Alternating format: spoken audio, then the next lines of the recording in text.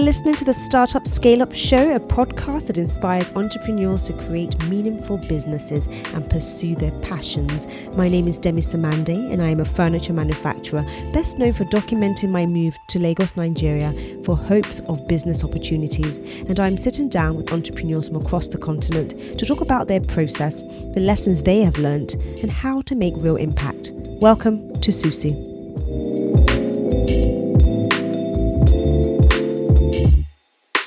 Today I am joined by the fabulous, the delectable, the sexy, the intelligent, the incredibly creative and talented Edith Nwekenta. Now, Edith is the head of production for Accelerate TV. Yep. An online entertainment platform for music, fashion and film.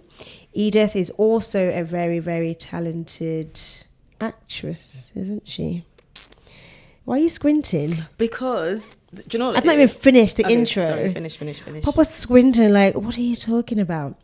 So Edith has worked on film projects such as Mum, Dad, Meet Sam, which was actually featured on Netflix for 2 whole years. That's impressive, babe.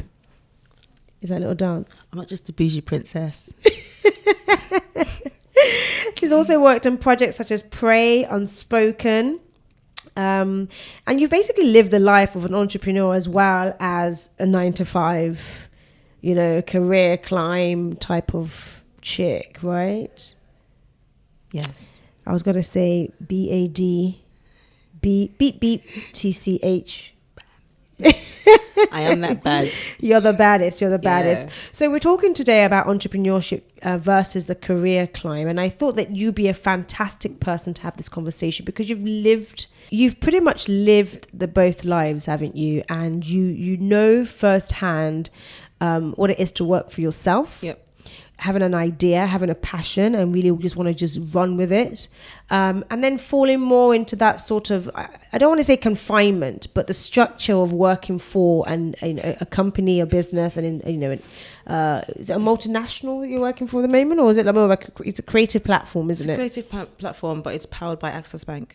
Okay, so Access is it's just like GT Bank. GT Bank. They're quite big. Are they global? They're in other African countries. Oh, okay. So it's quite a big. It's a big deal. It's a big deal. Yeah. So you're the production manager for Access terms of head of production for Accelerate TV. For Accelerate, okay, which is a a sister company or product of Access. Product of Access. Okay, fantastic. So tell us a little bit about Accelerate TV and what you've been up to, girl.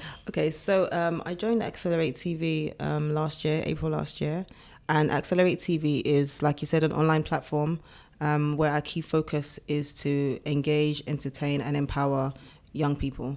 Our target was usually at first to target people in Nigeria, young people in Nigeria, but then we kind of realized that our viewers are coming from places like America and the UK. Oh, wow. Yeah, because African entertainment and people from Africa in terms of music and entertainment is kind of stemming outside of Africa now. It's big, isn't it? It's getting bigger and bigger. Huge, and it's right hitting now. countries like United States, the UK, France, all these other countries. So that is where a lot of our viewership is coming from now, because people want to know what's going on. We want that content, right? So we cater, we kind of cater for all those people, and the content that we put out is a lot of music shows. We have a few music shows, or there's a show called Guess the Beat, and that show is like a weekly show, and it's basically 2 people come on a show, or it could be a pair or 2 pairs.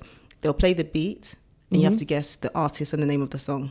Okay. And it's very, very competitive, and you find yourself kind of wilding out and acting crazy, like saying like it's yeah, it makes you do that. We have Yellow Wall, we're actually currently working on a drama series, which I won't say too much about because it's still quite under wraps. It's in development. I don't want to give it away, but there's a lot that we are kind of changing and adapting, because this is our 4th year. Yes. And we want to really change slightly the model as we're growing. You can't keep doing the same thing over and over again. Of course, you're constantly trying to innovate the content, exactly. Right? So we're going through a slight rebranding process where I've updated kind of what we're working on for 2020 in terms of content. We have a lot of exciting content coming up. And some of the old things are staying, some of the old things are going, which is just life. Yes. But I'm very excited about the things that we have this year. Some of it has already come out, and then some of it is coming out. Still brewing. Still brewing. Nice. But it's a good challenge. Okay, so tell us a little bit about when you were sort of working for yourself, what that looked like. What sort of projects were you doing? I've mentioned a couple on here already, but what has changed most drastically from when you were working for yourself, your day-to-day, the things you were doing, the projects you were working on versus what you're doing now? Okay, so I actually started working for myself in March 2007. No, 2000. That's quite a while ago. No, 2015. Okay. I started working for myself. That's about 5 years ago.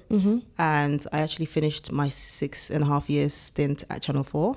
Oh. Which was a long time. But that is a long time. Yeah, everyone's like, Edith, that was really long. And I was actually there full time for a year. Then I worked part time because I was pursuing like acting on the side, producing and making. I've actually watched some of your films. You know that, right? Sorry? I've seen some of your films. We'll talk about it later. Oh, I've seen some, and I just want to wonder, in all of that process of sort of doing your own production and featuring in a lot of those things, which one was your favorite, behind the cameras or in front of the camera?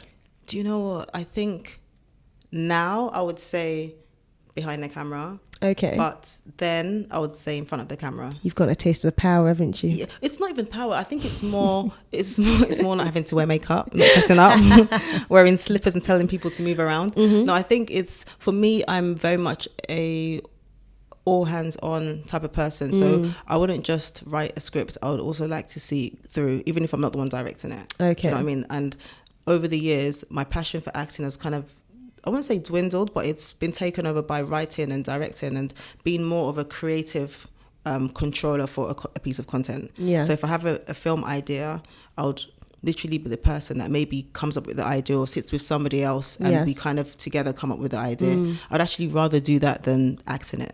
It's really weird. Even though people are like, Edith, you should be acting. Yeah, but you're a very good actress. Yeah, and it's just like, even I can just like totally act now for you, but it's just not my passion. And I really just don't believe in doing anything that I'm not passionate about, no matter how trivial or small it is. I really just believe in, I can only give you my best when I'm passionate about it. That's how I feel when it comes to work. Okay, and so have you found that in both scenarios, working for yourself and working for others? Have you had to somehow,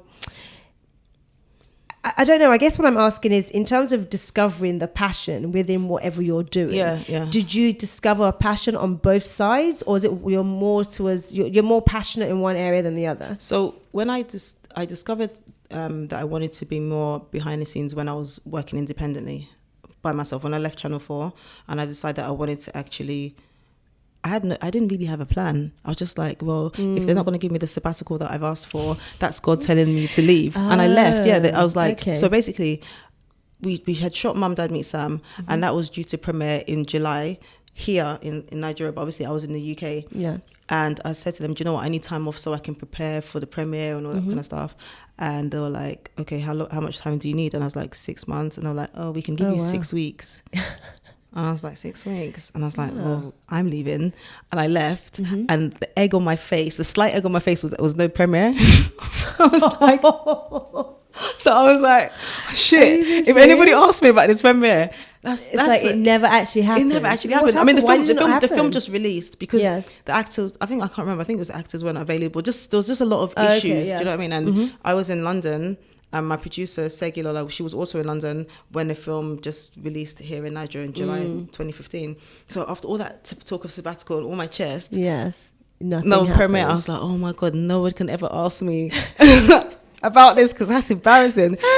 But I believe that there was a reason for that, and it pushed me to kind of start working on my own productions. I actually started collaborating with a friend back then, and we started shooting music videos because it was like, Edith, I need a producer. Okay. I know how organized you are, and I think that, you know, we've been talking about videos for a long time, and I think you're ready to direct a video. Out and yeah. Okay. So let's do a few videos. So what was your first video that you produced? I actually can't remember, but I've done a lot of earlier videos with this guy called Randy Valentine. Okay. He's a I don't know him personally. Yeah, I was like dance hall, reggae. I definitely don't know she's him. like, I don't know him. You're thinking more like Wizkid, Davido. Like no. Well, yeah. Backstreet Boys. No. So he was one of the first kind of videos I did. I did a lot of grime.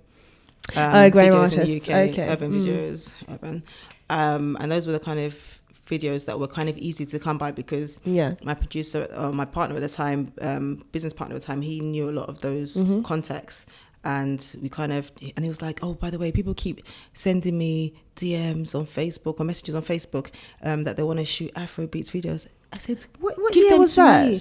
This was 2015. Oh, okay. So Afrobeats was pretty much still, it was popping already, wasn't it? I had known about it. Yeah. But it was still in the UK. It was still like, if you know, you know. If you don't know, you don't really know. Unless your ears to the ground, you're not really knowing it like that. And I was like, So what are you saying to these people that are sending you messages on Facebook? And it's like, yeah, but just uncles and let's collect the uncles' numbers and let's call them because that's work. You can't just rely on a certain group of people because that's what you know. And then I kind of opened that gate. But that's what producers do, isn't it? You're able to sort of spread your capabilities across different types of genres and because you can do music today and do film tomorrow, do a documentary the following week. Exactly. So that's basically how the whole music video thing happened. Did a number of videos in London and I moved to Ghana in December 2015. When I told my mum, she was like, oh, you're moving to Ghana, what's happening there? And my business partner Joy, he actually had gone to Ghana that same year and went there for a meeting, ended up being there for 4 weeks. We ended up going there again in August to shoot the Kids' Choice Awards, which is basically what they have in the United States, but it's a similar version in Ghana. That was like opened me up to what Africa's like. I was like, these people are mad. Like not to be. What did you expect though before going to Ghana? I didn't expect that I'll be producing and directing the whole show. It's like the BET Awards. Oh, I see. It's on the scale of. And the winner is, the category for best hip hop star is. So I was kind of. So it was quite a shock to the system. It was a shock because. But hadn't done production before. It wasn't. You hadn't done it on that scale, or you didn't have to take on so many hats at the same time. So many hats at the same time on that scale by myself.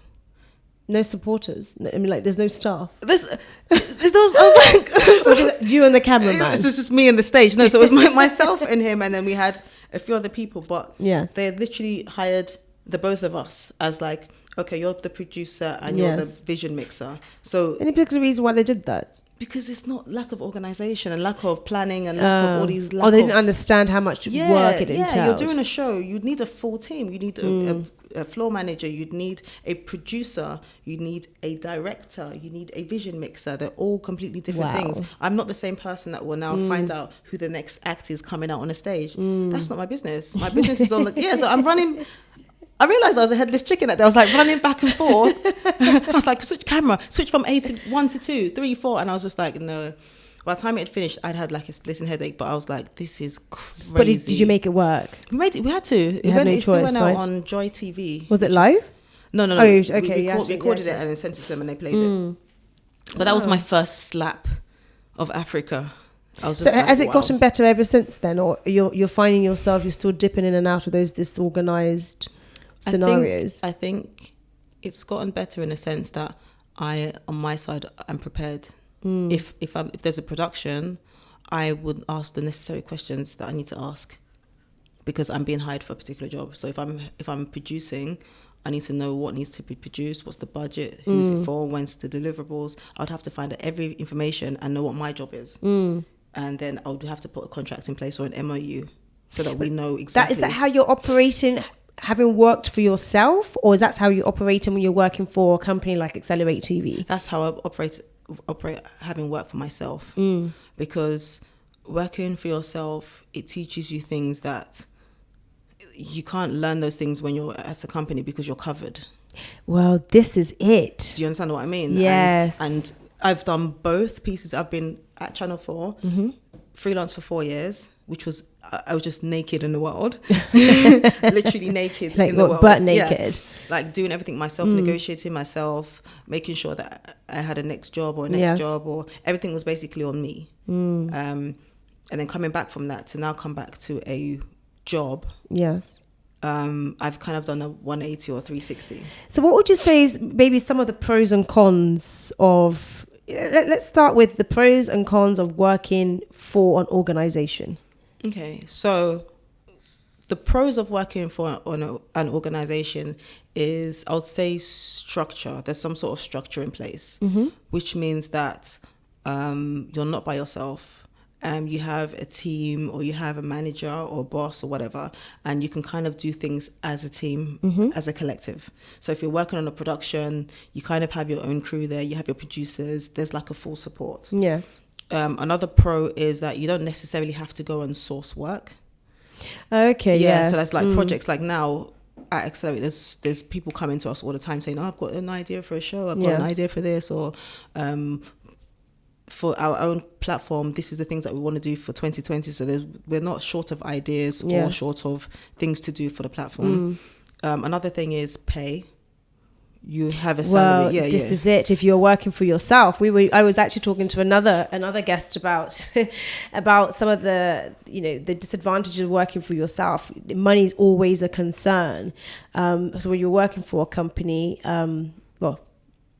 considering the company is good at paying their staff, you never necessarily have to worry about payment and remuneration and things like that. Exactly. So I think that I should have said that first, but I didn't want to make it look like it's about the money. So I was like, but that is such a key thing in working for an organization. At least you know that every month you're going to get paid. Do you understand what I mean? So that's kind of like, okay, in your brain, like, okay. Yeah, there's not that waking up in the night with sweats. I'm not saying I did, but there were times when I was like, you know what, this contract didn't go through, this one's not working, because you, as an entrepreneur or as a person freelancing, you can't guarantee that just because you had a meeting with somebody and they said they want this service, they can pull out any minute. They can sort of say, oh, the money hasn't come through, or we've changed our mind, or let's take a rain check, come back next. There's all sorts of reasons as to why something doesn't go through. So there's always okay, what's next? Do you understand? So as a freelancer, I think it's so important to have good relationships and always be out networking or speaking to people, because you never know who will be your next job. And most jobs is people. It's through people. It's relationships, isn't it? It's through people, which is what I've learned heavily being in this industry, that it's your relationship is through people. Your jobs are through people. So what sort of, because there's two different types of people, right? So there's the person who likes structure. Yeah. Structure has to be a huge part of their day-to-day lives. Otherwise, they don't know what to do with themselves. And then there's people like me, who structure is fantastic, but it's I find it quite limiting. I just want to burst free and just do my thing, and whenever I want, however I want. What sort of individual would you say you were, having worked both? I would say I'm a little bit of both, but more of a freedom person, because I think that is with any type of person that's in the creative industry. I like to do things myself on my own time, and because I'm quite the person anyway, I'm not lazy. If I can motivate myself, I don't need to be like, oh, I'll do it later. I don't. So one thing when it comes to me do my own thing, I never procrastinate, which I found really shocking. Like if it's something I'm passionate about, whether it's writing, if you find it working for others, you can procrastinate. You have Demi.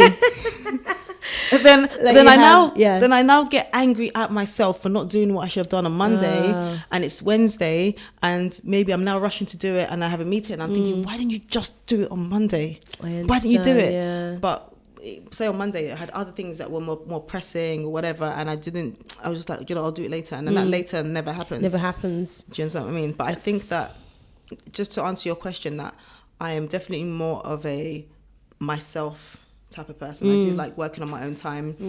This may sound really weird, but I don't like waking up early in the morning. You're not a morning person? No. When you said that early, you wake up at 5, I was like, oh, like yuck, nasty, horrible. Like I used to, as you know, I used to keep spinning in the morning. Yeah.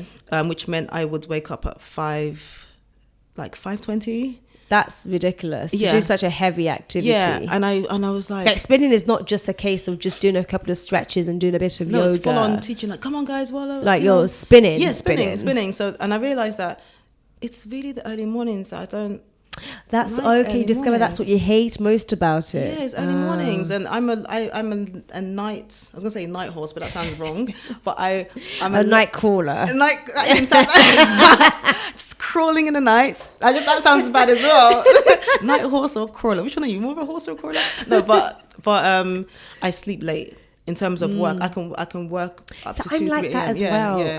I can pull the all-nighters, and I think the reason why pulling the all-nighters has become habitual for me as well is because when I'm pulling an all-nighter, I don't think there's any point going to sleep anytime soon because I'm just going to get up anyway at 5. My body clock, by 5, I'm like, what's the point of sleeping now? So rather than just staying up to like 3 and then sleeping and then staying until like 8 and then getting up, I'll just wake it through the next day.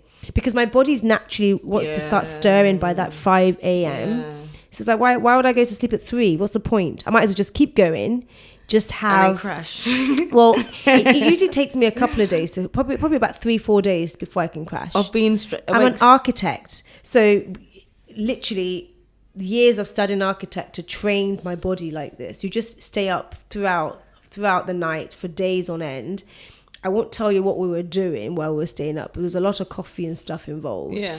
But now I'm just so used to it. Yeah. So I won't crash until maybe like day 3 or day 4. But I'll just be really groggy. I won't be my best. Yeah. But I'll still be... That's not healthy though.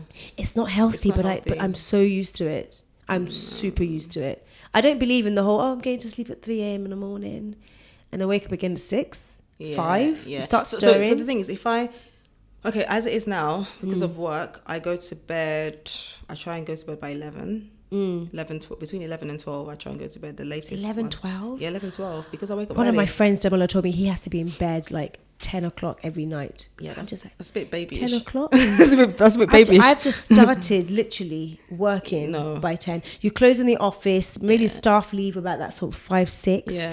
And then you probably have dinner. So what I do is if I'm going to the gym in the morning, so I go to the gym like maybe 3 times a week on a weekday and then I'll do weekends. But if I go to the gym, I usually wake up for 6 for the gym, which means that I would have at least had about 6 hours sleep. So between 11 and 12, I would have slept. How many hours do you need a night? I usually have 7. 7 hours. Yeah, I make sure. Yeah, I'm not playing. I'm not trying to get bags or look old.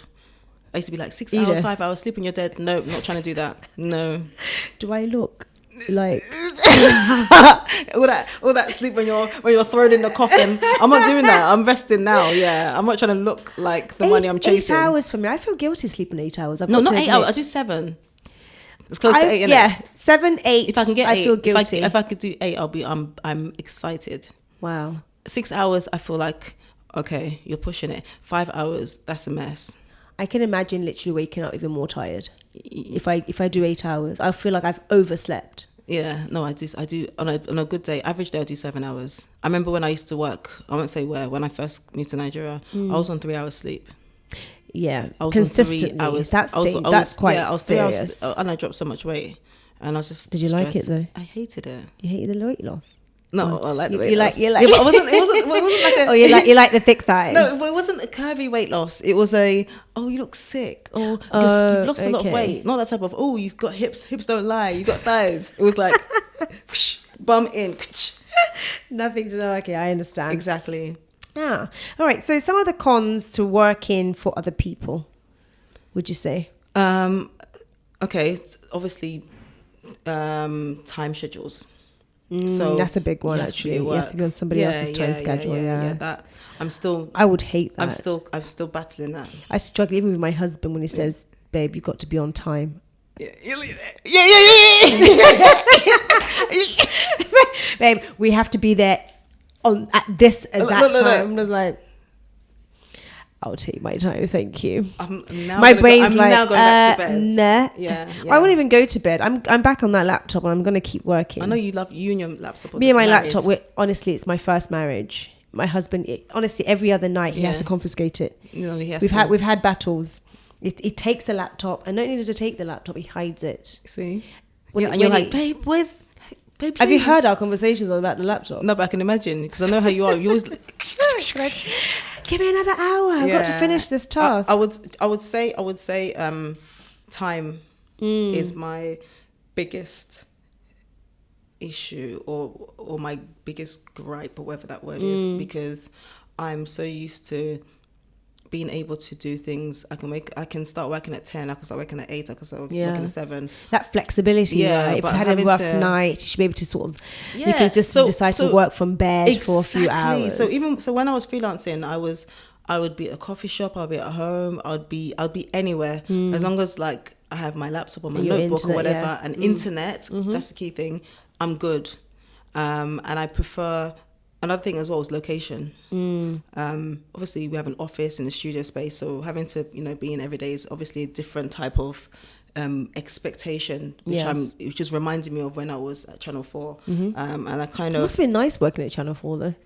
I mean, no, it was, it had its positive points. It had its positive, and to be honest, a big shout out to them, because they were so flexible in the things that I wanted to do. They knew from the beginning that I was into film and acting, all that kind of stuff, and they really, really, really stepped out to kind of give me the 3 days a week. To do that. Yeah, because nobody else. The only other person that was doing that was I think she had kids, and she had her own like reason for doing that. But I was literally the only part-time person in the whole department. And how does that experience compare to the experience of Nigeria or working in Africa as a whole? Is there such thing as flexibility? Is that another podcast? Wait, is that for today? Yeah. How long do we have? Let's leave that one for another day, maybe.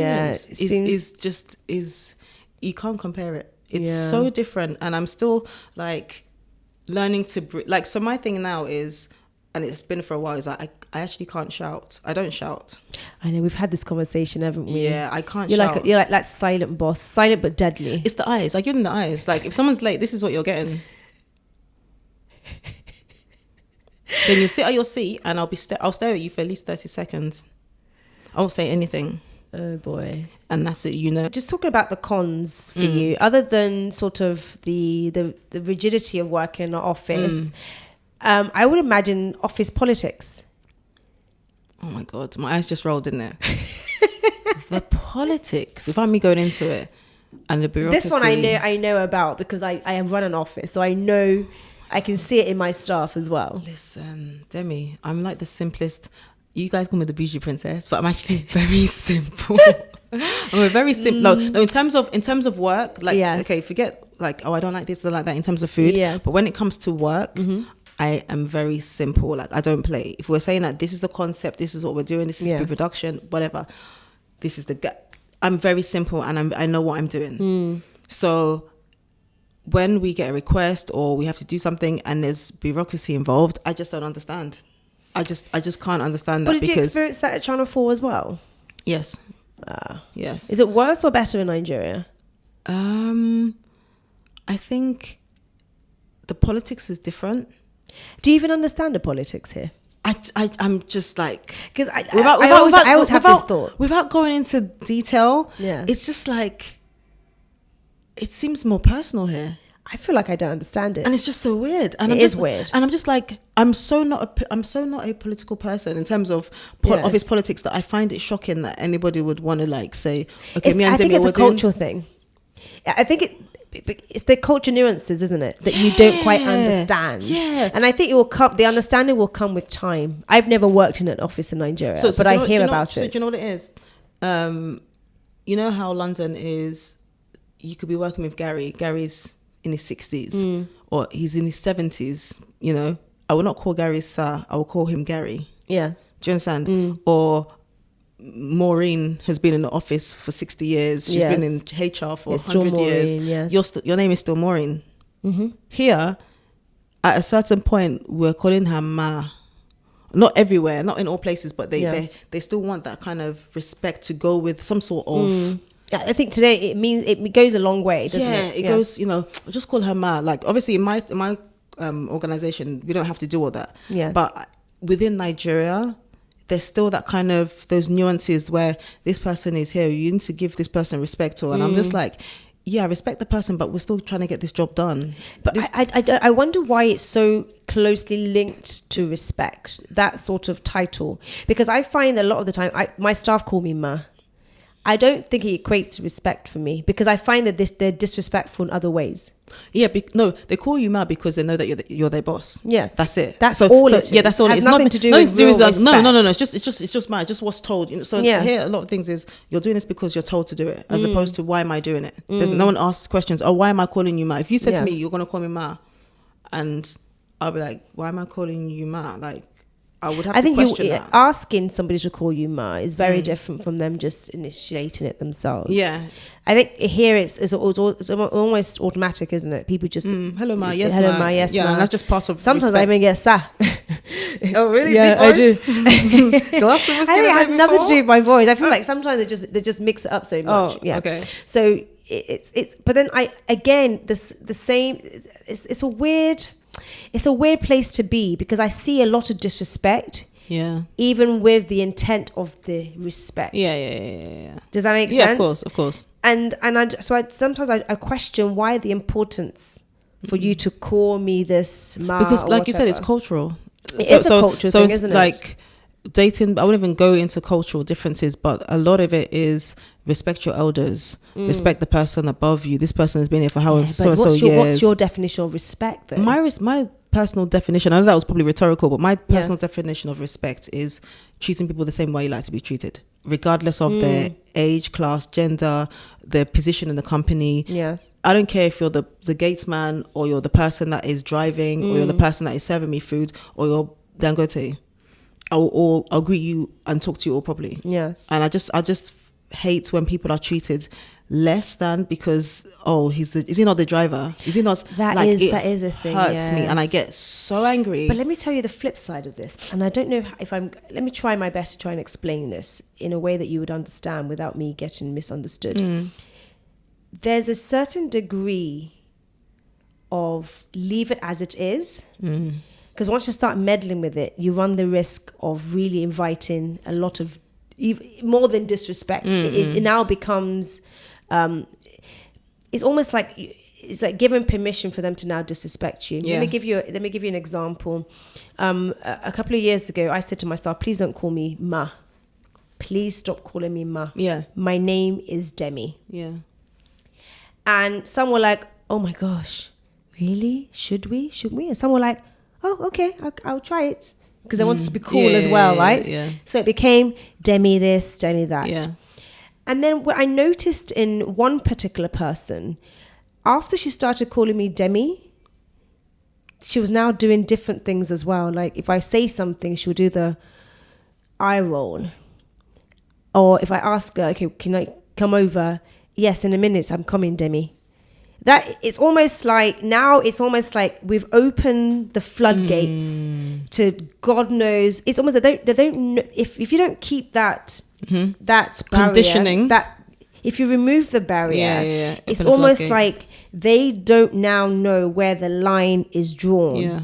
Because they can no longer physically see a barrier anymore. Yeah. So that means the floodgates are now open. Yeah. And I've seen situations like that where that's happened. And I don't actually think it's only me. I think a lot of people, even those who demand that you give them that respect, I think it's coming from a place of if I don't allow you to respect me, you can easily disrespect me. Does that make any sense? Yeah, it's just the same as when you're nice to.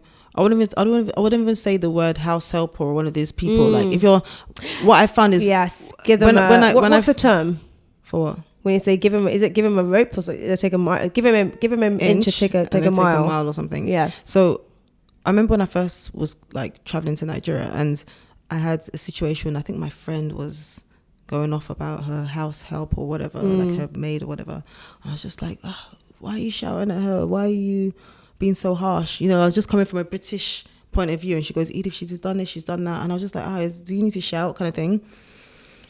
And then when she now told me, oh, this is what happened when I tried to be nice to her, this is what she's now gone and taken the inch and it's now a mile, you know, right now a mile. And I was just like, do you know what, it's something I've noticed here, and I realized that it's something I've seen myself. When I'm too nice, and I don't even like to say the word too nice. I feel like when I'm, there shouldn't really be it can't be too nice. I just want to treat you the same way I would treat my friends. Yes. Like I don't have to say, oh yeah, do this, do that, or shout at you or bark on you. When I can just say, do you know what? Can you buy me this? Can you do this for me? Here's the money. When I now say something give you an inch, like you said, take the boundary away. It's kind of seen. I feel like it's seen. It to them. It's probably received as vulnerability. Yes, and it's a shame because you don't want to be conditioned like that. Yeah. But it does. I think to a certain degree, it does condition you. And I think the same also applies to the office politics and all of that, because I think there's a degree of that going on in offices. I can imagine. I see it in my staff every day as well. I feel. Do you know what it is? It's people feel, and I've noticed it, like you said, I've noticed it amongst people here, that there's a superiority complex. Is it like a what's the word? Okay, so in the UK we have racism. Yes. In Nigeria, classism. I think it's a mixture of classism and then a complex. So there's a thing where people have to be seen or be known or be like, feel that they need to be elevated in the workplace. Okay. Do you understand what I mean? And for me, as a manager in management, I've come from a place of, I'm not really interested in titles. And obviously a title is just there to, okay, Dem, your job is this, you're head of this, or you're a producer, or you're this or this. And it's there to just make it clear who's doing what, it's there to be, it's there basically so people know who's responsible for what. So one of the downside, I'll probably say for me, in my entrepreneurial journey, is the loneliness. And I don't know if you experienced this when you were working for yourself, but loneliness in entrepreneurship is, it's for me, it's almost like a love and hate. I've had so much of it that I'm now used to it. And sometimes I don't recognize it as loneliness. Exactly. But it actually is. Yes. But at the same time, I struggle with I'm not putting enough work in, hence why I'm not getting the results that I want. I struggle with that a little bit, so that it encourages me to go into solitude a lot more. And it's a constant battle. Do you know what? I think I agree with that a lot, because I was just saying to my friend the other day that, oh my gosh, I'm not really an introvert. I'm a bit of both, but I like myself.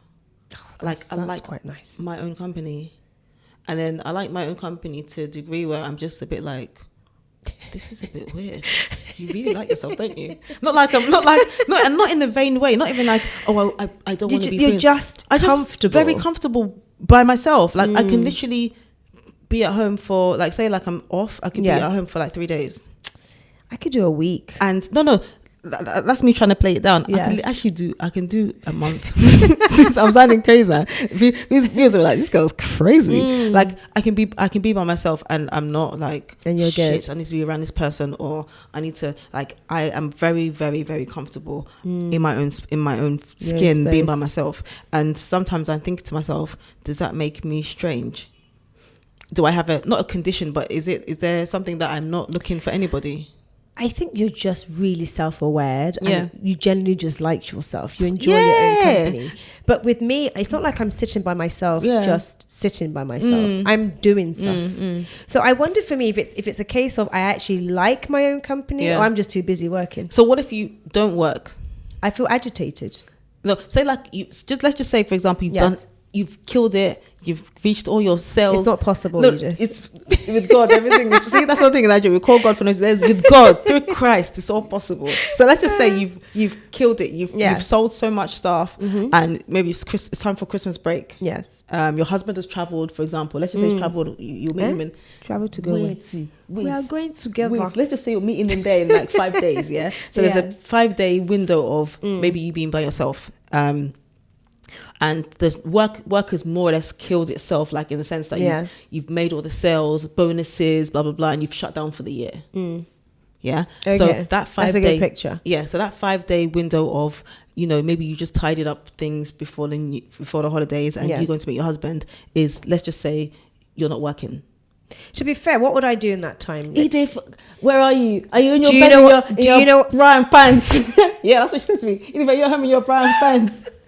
So this is a business.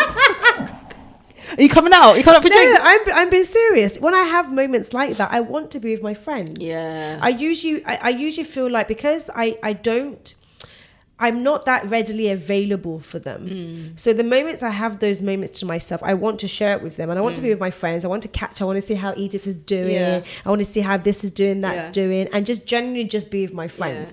It's not that I don't like myself. I definitely like myself. You know, I'm pretty awesome. Yeah. But I do feel like, and it's really strange. I think with me, my personality trait is usually, I don't like really enjoying anything on my own. I like to share. So if it's a holiday, I'm going somewhere nice, I could sit there by myself and enjoy it. But I feel, oh no, I'd rather like Edith was here to share this moment with me. Do you know what I mean? That's the type of personality. Do you want a tissue? Get one for you. That's the sort of personality that I am. I like to share those moments with my friend. If I have a bottle of wine, I want to share it with a friend. So I think I'm very much a people person. Yeah. But when I'm by myself, I'm working. That's work mode for me. I'm just wondering, maybe I should try it where it's just like no work, no nothing. It's just me by myself. Yeah. No husband, no just like. But what would I do? Watch a film? I can predict scenes like that. I have zero. Okay, I'm gonna send you complicated movies, and then you can. Okay, that sounds so dry. Oh my god, complicated movies. I will tell you the plot in a heartbeat. What I'm saying is that separate yourself as a worker and yourself as Demi. So that's Pamper Day then. And that's so that's Pamper Day. But let's just see. Then I'll be calling Eve to come do Pamper Day with me. Yeah. So what I'm saying is, see if you like your own company. Like for me now, I can separate myself. What are you doing when you're literally by yourself? I can watch Netflix. I can do nothing. I can lie down. I can look out the window. What does doing nothing look like? Nothing. I can just be like chilling. Chilling, doing what? Watching a film. All day? Not all day. I could be lying down. I could go out. When I say go out, I go to the cinema alone sometimes. See, I'm yet to try that. I love it. Listen, Demi, I'm a nice weirdo. I can go to the cinema alone. Yeah. Like the Signature. I've been to Signature alone. I watched Us by myself. Us. It's a film with Lupita. It's supposed to be scary, but it wasn't scary. It was just weird. I've never done that. I should try it. I love it. But I'll be like, a scene that's super cool. I'll be like, oh my god, it's amazing. And I reach to the side, there's nobody there. I love it. I can. The thing for me, I think that what we get not twisted, or I don't think there's any way to be in life, but I think we don't appreciate ourselves enough. Do you understand what I mean? Like I know I can appreciate myself. Like I can literally decide this weekend that I'm gonna do my nails, maybe get a facial, maybe get a massage, do some shopping, watch some Netflix, eat and that's literally your weekend. That's it. And I don't want. You're having the time of your life. I'm enjoying it. Don't disturb me. Okay, so if you were to go back to working for yourself, is there anything that you would change about the way in which you did it before? To be honest, I think I'm more at an advantage based on more experience and more contacts.